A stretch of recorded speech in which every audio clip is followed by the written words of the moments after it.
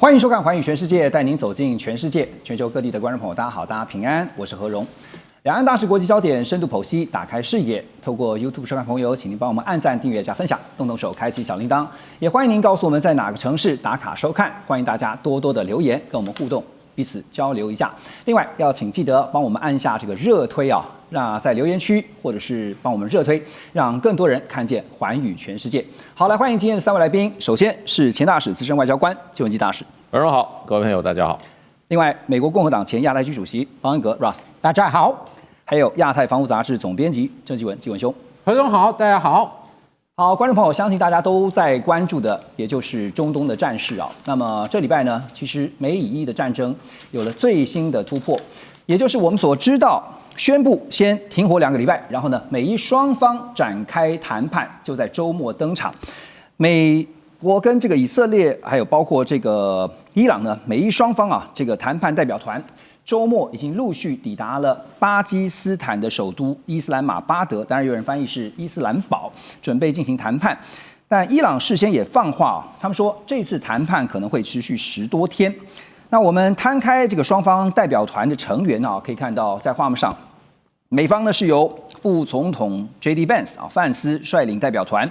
成員包括了川普的特使 Witkoff， 還有這個川普的女婿 Kushner。那名單當中呢，大家也就幫他們看了一下，大多數是偏鷹派比較多哈。那在伊朗這邊呢，則是由他們的國會議長卡利巴夫，還有外長阿拉奇等人。新華社也報道說，另外呢還包括了看到这個伊朗的國防委員會的秘書長啊、央行行長，還有多位的國會議員。而英國金融時報也披露說，這個代表團當中可能還有1名伊斯蘭革命衛隊的高層。不過呢，因為這個議長卡利巴夫他本人曾經擔任過革命衛隊的指揮官，所以這次到底談判美伊雙方誰說了算？等一下我們要特別來討論一下。談判之前變數就很多哈，包括在伊朗這邊內部就傳出對於談判團隊的成員還有授權的問題出現歧見，比如說這個現在的革命衛隊總司令瓦西迪啊，他就試圖要限制這次代表團帶領代表團的，就是這個議長啊卡利巴夫，還有外長阿拉奇的權利。另外呢，他也主張呢要把最高國家安全委員會的秘書啊叫佐加德納入這個談判團隊，但是呢也遭到代表團內部成員的反對。那卡利巴夫啊，就是議長呢也拋出一個強硬的條件啊，就是在美伊雙方在談之前呢，又把黎巴嫩丟了出來。他說，黎巴嫩如果沒有停火的話，而且再加上另外一個條件，伊朗遭到凍結的海外資金沒有被釋放，那麼德黑蘭將不會跟華盛頓進行談判。但是對此呢，范斯在登機前也強勢警告，他說：“伊朗，你不要耍花招。”還有一個變數，等一下我們也一併討論。以色列持續對黎巴嫩真主黨發動攻擊，現在呢也傳出在14號要到美國也來談一下要如何停戰。好，那麼現在也看到了伊朗最高的精神領袖領導人穆吉塔巴，他發表了強硬聲明，他強調伊朗將會堅定地為他的父親哈米尼還有在戰爭當中喪生的同胞復仇，並且要求美國針對戰爭損失付賠償金跟撫恤金。簡單來說，就是要為伊朗討回公道。每日電信報也報道說，這份聲明呢是由相關的管道代為發布的。總的來說，我們馬上來進入今天的重點。先請教3位來賓啊，因為接下來在週末這一個時間其實很關鍵的，因為它會接下來左右未來2週停戰之後的發展，所以大家對於美伊雙方在週末的這場談判是樂觀還不樂觀？樂觀舉圈，不樂觀舉叉。大使反而是樂觀的，先問一下大使為什麼？因為這個談判哈，基本上我認為沒有那麼嚴重啊。這一場衝突的話，不是領土衝突，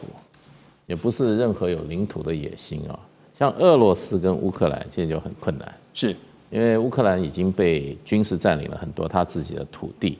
俄羅斯不願意讓。這場戰爭很難，這個戰爭很難停。這場戰爭說實話，兩邊打的都是有限戰爭，是一場政治戰爭，誰也沒有要消滅誰，誰也沒有對對方的領土啊有興趣。所以這場戰爭沒有牽涉到我所謂的國際關係裡面的 core interest， 就是說關鍵核心利益，所以這裡面都很政治的。就像川普打這場仗，從頭開始美國人就批評他說：“你到底的目標是什麼？”他也講不清楚。他的目標有的時候出現，有的時候又消失了，對不對？那對伊朗來講，他從來也不想打這場仗，他的戰略也很簡單，你打我我就打你，就是對等還擊，你今天不打我就停了。所以呢，這場戰爭只是說它影響到了這個美國的經濟，還有全球啊，慢慢影響到全球。那所以這場戰爭，我認為，現在一開始兩邊的領袖都展望那麼強的這個我認為很重要，談判要有結果，一定要有 political will。OK， 而且要是 top down， 不是 bottom up。那你覺得會不會是一個形式而已？不會。好，那 Ross 剛剛是不樂觀的，不樂觀。為什麼？因為本來這個戰爭對美國跟以色列來說有兩個重要目標，那一個是處理伊朗核武計劃研發計劃，對，另外是遠程導彈。但是戰爭開始之後，而且談判的時候，伊朗失去機會，那很堅定的態度，那就讓美國跟以色列認為我們不得不開戰了。那開始打仗之後呢，那伊朗我覺得有很多很愚蠢的動作，比如說攻擊周邊國家，而且不只是針對軍事設施了，什麼公共設施，連住宅區也都有攻擊了。那另外把Hormuz海峽關閉了，我覺得這個也是一個愚蠢的動作。所以這個都顯示了伊朗不管是軍方或宗教領袖、政治人物等等，第一，他們而且從你剛剛解釋，目前的情況是他們想法沒有一致了。那雖然大使剛說是 top down， 但是很明顯他們內部有不同意見。那今天真正的情況，其實我們都不知道，因為那邊的外媒也不多了，所以真正的情況我們真的是不知道他们內部有什麼意見。但是我覺得有一個重點是，他們一直有新的動作，不管是攻擊周邊國家，或者把霍爾木茲海峽關閉等等，那將來還會有什麼樣的動作？其實這個是很大的一個問號。所以我覺得這幾天在巴基斯坦這次談判很難達成一個共識。或許我不排除，就即便談了十幾天，你對結果都還是不樂觀的。我覺得或許這個幾個禮拜的停火是可以維持，甚至可以延長。但是我覺得在目前這個階段，不是一個 permanent 的，不是一個 long term 的一個長期的協定，是目前是達不到。所以你的意思說，伊朗說可能會談十幾天，就算談不攏，把它繼續談，就往後延是有可能的。好，那我問你啊，你說不樂觀，好，我現在看到美國跟伊朗雙邊呢，其實對於這個要談的條件哈，各自開條件。那不管是美國的15點，或者是伊朗的10點哈，你可以看到有些都目前都還要再進一步的去討論，就在這次談判，包括荷姆茲海峽的開放啊，那伊朗是強調要有永久的這個實質控制權。另外呢，像是這個剛剛提到的核武的部分哈，是沒有這個回應的哈。那接下來還有這幾點哈，像是包括呢，不能夠打黎巴嫩哈，等一下我們會特別聊啊，你不能打黎巴嫩啊，也包括在內啊，但是呢，這個都是要討論的。好，那所以我要講的是說，如果最後談了十幾天都沒有結果哈，你覺得美方至少會達到哪些條件才認為是談得不錯？至少美國有這個軍事能力是可以繼續打，而且可以打好幾個禮拜甚至幾個月。我一直認為川普是希望在美國夏天前就結束了。所以今天在4月初，那美國至少我覺得川普總統心裡準備至少再打6個禮拜。我的意思是說，但是如果繼續打的話，那就會美國，因為川普也說過了，如果要繼續打的話，那我用的方式會越來越武器或軍事目標等等都會對。那這個對伊朗來說，不管是經濟方面或軍事相關設施了，都會造成很大的損失了。所以川普還是有這個選擇，可以繼續打，而且他用的方式比以前還更猛烈。我問的意思是說，美國至少就川普這邊，他派出范斯談到哪幾點達到了，就表示美國的目的達成了。我覺得是核武導彈，開放霍爾木茲海峽。那其他的暫且不會答應。比如說黎巴嫩，我們等一下要討論，他不會答應。美國不會答應伊朗的要求，不可能。還有這個制裁，美國不可能是那麼快解除制裁。那還有伊朗說我們海外凍結的資產，對，不可能。為什麼呢？因為過去川普常常批評奧巴馬，那個時候為了跟伊朗達成協定。奧巴馬同意一些伊朗海外資產是可以還給伊朗，川普根本不會，因為他知道如果這樣做的話，大家都會說總統你又踏過了。好，這是美國的想法哈。那如果伊朗的思維呢？大使覺得伊朗至少要爭取到什麼，他才會覺得這個談判是有效？伊朗總統曾經講過一句話，他說伊朗希望這場戰爭打到最後一個美國兵。所以這場戰爭。基本上不太希望他停戰的是以色列，對，這是美國人很多的。美國希望停，以色列不希望停。對，那這場戰爭事實上，那問題就變成以色列如果沒有美國支持，那不要說這場戰爭了，將來在這個地方生存都會有問題。以色列非常靠美國的軍事跟外交的支持，所以呢，這個最後川普出來主導這場戰爭的時候我覺得內塔尼亞胡會在靠邊站。那雖然以色列是，我就說了，這是不是我講的？這是伊朗的總統說，以色列希望這場戰爭打到最後一個美國兵。所以呢，就變成我覺得我會去看這場戰爭的最後結果，要看川普的政治意願。OK， 這場戰爭還是川普跟川普決定，川普開打的，川普決定。那伊朗事實上在這一場戰爭裡面，他也是很被動的，所以我覺得這一場這個戰爭如果川普要結束就結束了，然後你說那個什麼結果川普決定，然後呢，川普昨天發了一個出 social， 他警告，他說有一些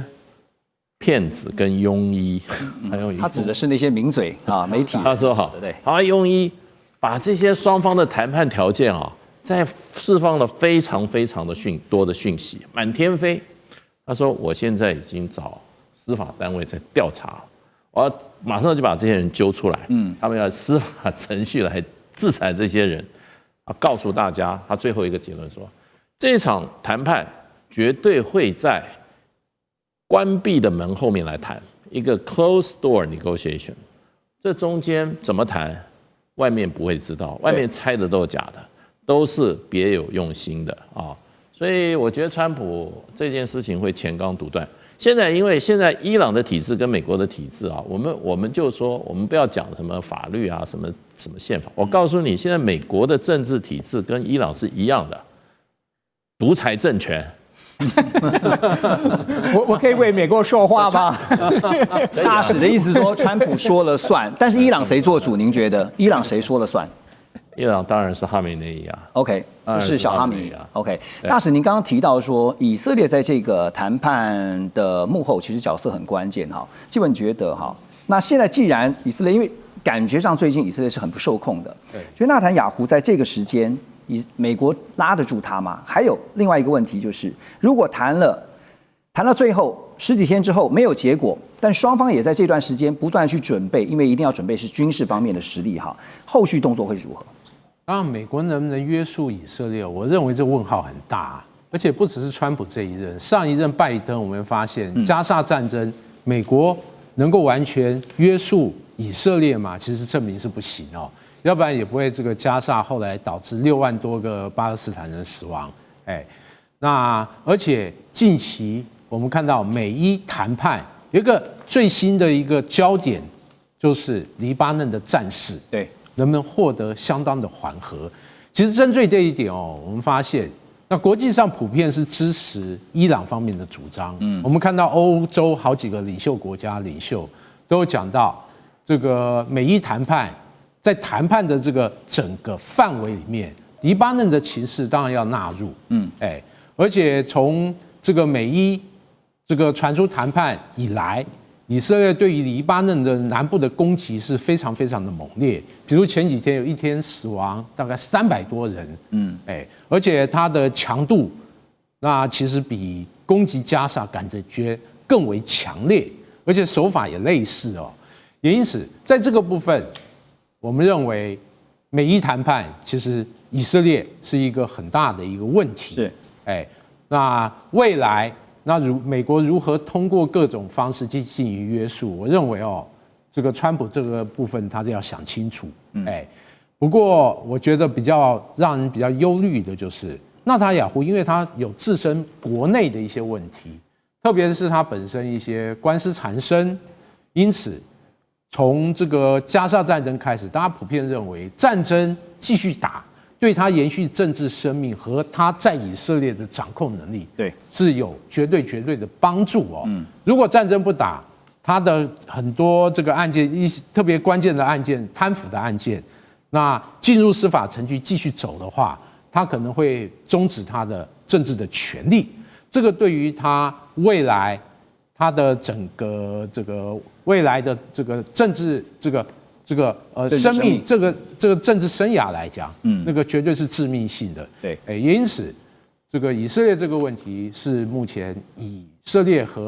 伊朗和這個美國談判，我認為最大一個變數。OK， 所以這個我有點不同意，因為我真的認為，如果川普總統剛剛大使說的是總統川普說的就算，那如果總統川普堅持要停戰，那內塔尼亞胡是不得不配合。你確定美國拉得住納塔雅胡嗎？確定了，畢竟今年以色列也有選舉，而且以色列還有內塔尼亞胡有其他的考量，不只是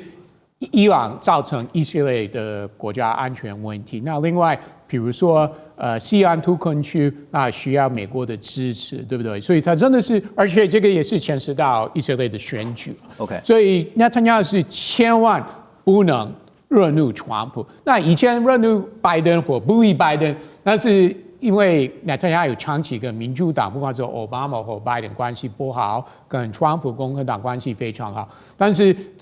內塔尼亞胡是千萬不能惹怒川普，他真的沒有這個選擇。對，所以如果川普堅持 we have to stop， 那內塔尼亞胡是不得不配合。所以也就是說，納塔雅胡必須要小心，這個史詩級的怒火可能最後不是在伊朗，而是在他的身上。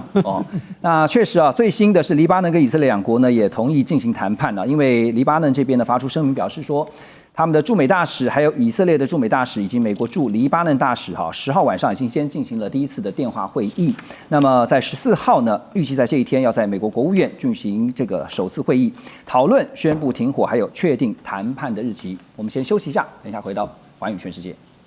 中美互動牽動全球，美中競爭，地緣爭霸，外交、軍事、科技、經濟，多元觀點，權威分析，一同掌握2026全球新秩序、新賽局。每周6日，寰宇全世界帶您走進全世界。歡迎繼續回到寰宇全世界。我們現在關注的是在伊朗這邊最新的局勢啊。當然，這個伊朗呢，他們宣布關閉荷姆茲海峽。那麼這次美伊的談判會不會使得這個荷姆茲海峽的開放呢，變成了一個影響談判非常關鍵的因素哈？因為伊朗也最新宣布說，荷姆茲海峽還有一個替代航道，怎麼回事啊？因為呢，這個理由是荷姆茲海峽這條重要水道這個主航線區啊，現在是存在着水雷的風險，所以呢，再度關閉。而美國跟伊朗呢達成2週的暫時停火協議啊，當然一度使得市場對於中東的衝突降溫的預期升高，帶動了國際油價的大幅回落，使得油價呢一度回落到$100的大關。但是又因為聲明，那突然呢又讓事情變了調，因為伊朗革命衛隊他們就通知說，所有有意通過荷姆茲海峽的船舶呢，為了遵守海事安全原則以及避免可能跟水雷發生碰撞，應該要改行荷姆茲海峡的這個替代航線。今天有一個最新消息呢，就是因為連伊朗自己啊這個水雷的路線啊都不是很清楚，所以很擔心這個萬一一旦開放以後，這個貨輪或商船，那如果遇到水雷怎麼辦？好，那白宮方面就特別回應啊，說任何關閉行為都是令人完全無法接受的，而且呢，這個李威特啊說，重申川普的期望和要求，立刻迅速的、安全的重新開放荷姆茲海峽。好，那麼紀文兄啊，我們現在看到就是伊朗其實不管是談之前，或者現在外界預料，就算談之後，他也一再的強調，因為這次在伊朗的10點談判條件當中，其中有關於荷姆茲海峽的，他就特別提到了，好，就是說荷姆茲海峽呢必須真的要，你看這10點裡面一定有強調是說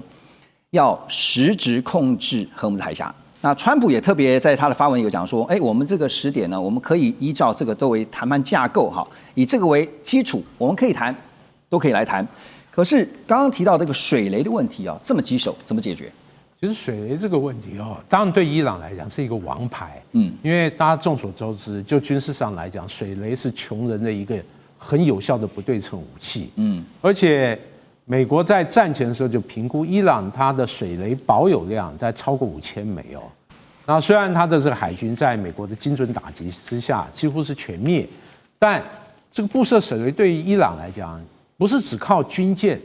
它的很多漁船、小型的船也可以進行布雷。對，也因此這個對於伊朗來講，絕對是他手上一個王牌。至於說目前這個整個荷姆斯海峽有沒有水雷？我認為對伊朗來講，虛虛實實，但不可否認，確實是他一張牌。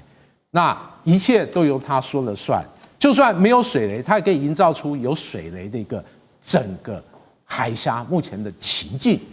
因此對他來講，我認為以水雷來威脅荷姆斯海峽，我認為戰前大家的憂慮是如此。那目前這個整個態勢沒有任何改變，而且大家知道。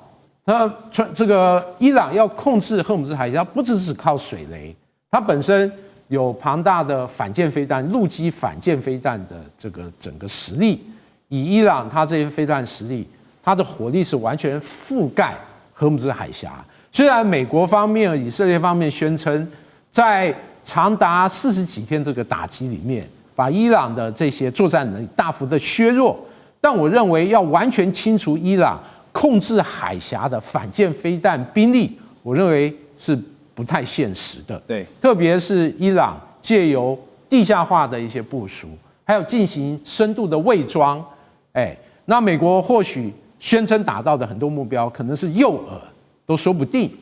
因此就伊朗本身的控制能力來講，控制荷姆斯海峽是完全沒有問題的。只不過現在想一想，覺得很弔詭的就是。戰前事實上，荷姆斯海峽是通行的，沒有受到任何障礙的。雖然伊朗有時候會把它拿來牌，當成手上的一個王牌，宣稱這個海峽通行的問題，但其實全世界都自由航行。但打了以後，後來發現未來可能真的要收費，那不只是伊朗要收費，美國也可能要收費。我認為這是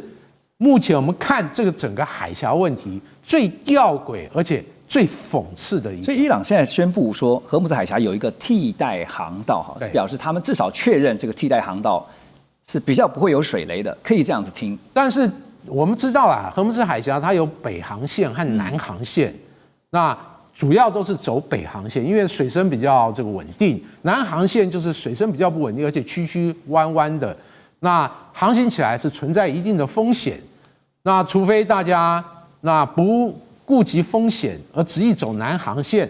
但航線不管是南還是北，事實上就像我前面講的，都處於伊朗反艦飛彈的火力覆蓋範圍。因此，我認為沒有說北航線、南航線哪一個比較安全的問題，因為都在伊朗的火力涵蓋範圍。美國現在就覺得說，這個找替代航線啊，就是你在出花招哈。可是對伊朗來說，可能真的他是確認說，這個替代航道比較安全的哈。你剛剛提到這個通行費這個事情啊，川普非常生氣，因為他在 Truth Social 呢是發文反擊，他說伊朗人似乎沒有意識到啊，他們根本就沒有任何籌碼，除了呢用現在這個抓住的荷姆茲海峽就是國際航道短期勒索全世界啊，其他的沒招了。可是呢 ，ABC 也報道說，記者就詢問川普啊，那是不是同意伊朗對所有通過荷姆茲海峽的船只來收通行費？川普一度答應說，我們可以考慮一下，甚至還說，像你剛剛講的說，我們一起來收啊，合資來收費這件事情，大家覺得不可思議。另外，川普也警告說呢，任何向伊朗提供武器的國家，甚至呢是向這個美國出售任何，就是向伊朗呢出售任何所有的商品呢，都會被課徵50%的關稅，而且是立刻生效。簡單來說，就是你不准支持伊朗。華盛頓郵報呢有一位資深專欄作家啊，他就認為說，其實這一場一直就是缺乏明確制勝戰略的戰爭，正在不可避免地走向一個沒有和平解決方案的結局。現在看起來，川普是非常在意的是荷姆斯海峽的控制權，因為這跟國際原油的價格有關哈。但是有一個更重要的一個因素哈，最近這幾天也有一些分析在看，是荷姆斯海峽的重要戰略地位這個位置，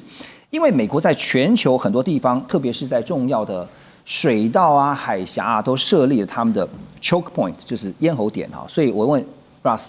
萬一真的荷姆斯海峽就算談完以後，伊朗仍然堅持要擁有荷姆斯海峽的實質控制權，這對於美國在地緣戰略上的風險，你怎麼看？我覺得這個可能性是不大的。你覺得不大？我的意思是說，川普不會讓伊朗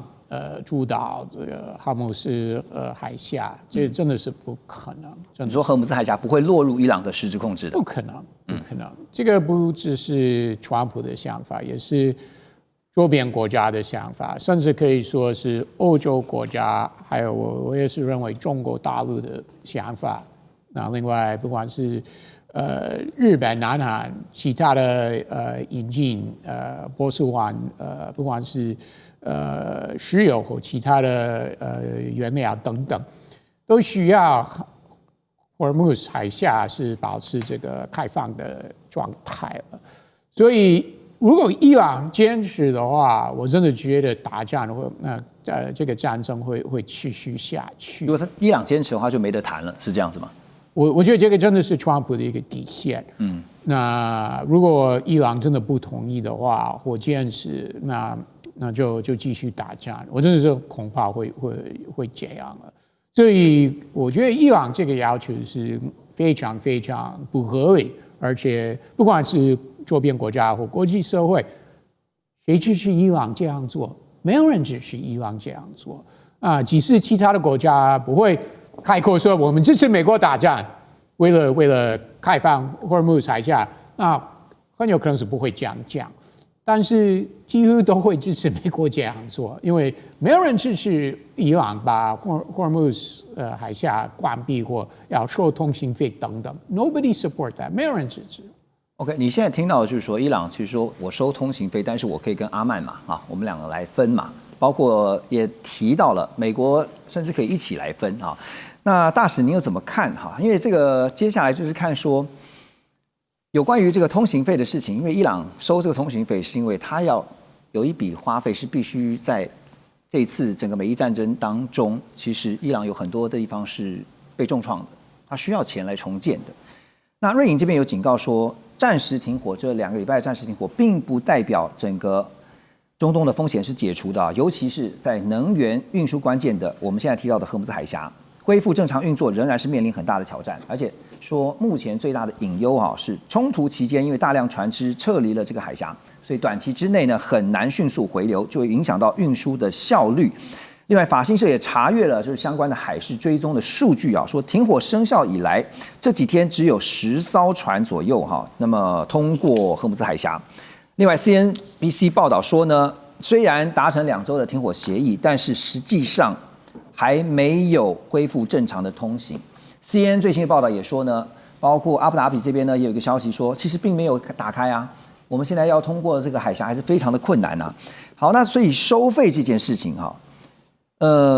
如果伊朗真的是跟阿曼說我們來分，甚至包括我不排除你美國也進來，有可能嗎？我覺得這個長期封鎖要收費是行不通的。這個法理上行不通，而且它這個侵害了太多國家的合法權益。那伊朗就變成流氓國家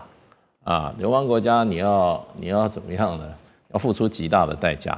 不是美國一個國家制裁你，很多國家聯手起來會制裁你。是因為伊朗雖然沒有加入當時的國際海洋法公約可是呢，伊朗說他現在目前的行為都合法這個只有一個條件下合法，就是他在行使合法戰爭法上的合法自衛權。那我這都是自衛行動，因為伊朗現在大家都認為你是被攻擊，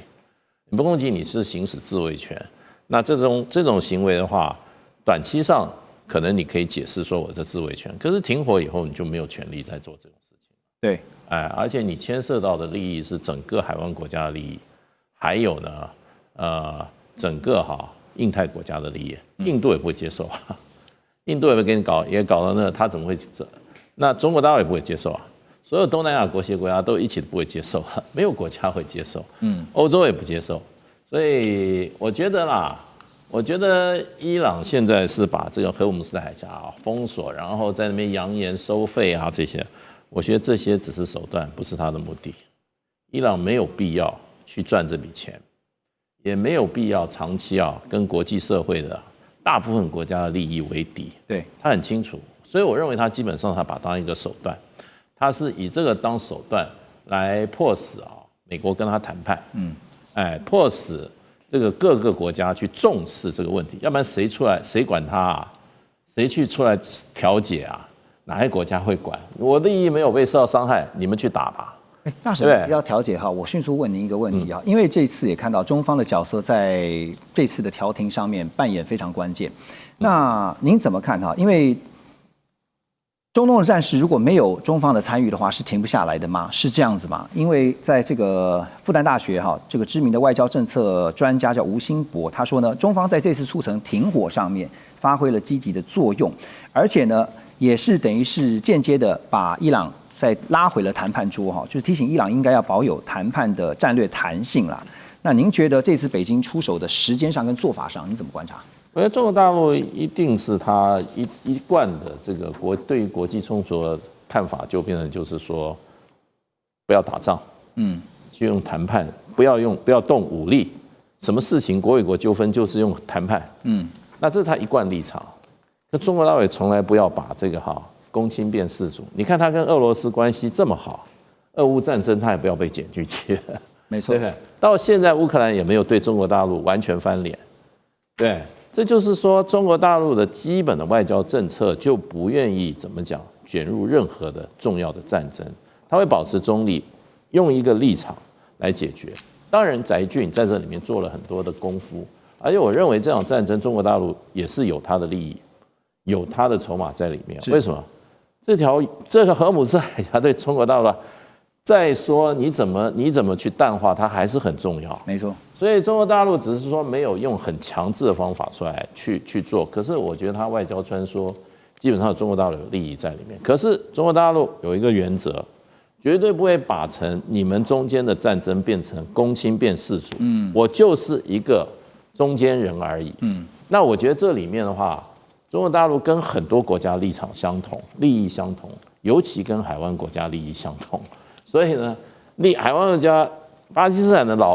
為什麼這麼熱心？後面就是沙特嘛，沒錯，他金主沙特。對，所以很多國家就希望中國大陸出來。所以法新社講說，哇，你這個將來中國超越了美國啦，這是挑撥離間。沒錯，標準是挑撥離間。讓美國人說，你們小心中國大陸要取代你了，叫你不要打。所以這個帝國主義都是這樣。法國也是老牌帝國主義，但是剛剛我們錄節目前，彭博有一則新聞說，按照美國情報，中國大陸將要送武器給伊朗防禦系統。對，這也是彭博社也好或者很多美國媒体就跟那個川普講的這是有意讓川普在這個事情判斷裡面失去他的平衡。所以一定要把很多東西因素都拉進來，把中國大陸當作一個工具，他的目的可能是為了誰？為了川普，打擊川普，為了川普這個政策。那法國這個呢，一方面打擊川普，一面要托起這個美國對川普之間的遺跡，大家都在為自己而製造一些新聞，製造一些論點。對，這樣戰爭從頭到尾，我就看這些西方媒體的論點覺得都是為自己。這次可以看到出來說，至少到目前為止從打到現在談，那有一個非常強烈的對比，美方就是喊打、喊攻喊炸，但是中方想辦法在某個 timing 是現在出手，為的就是要調停、追求和平。馬上回來。中美互動牽動全球，美中競爭、地緣爭霸、外交、軍事、科技、經濟，多元觀點，權威分析，一同掌握2026全球新秩序、新賽局。每週6日，寰宇全世界帶您走進全世界。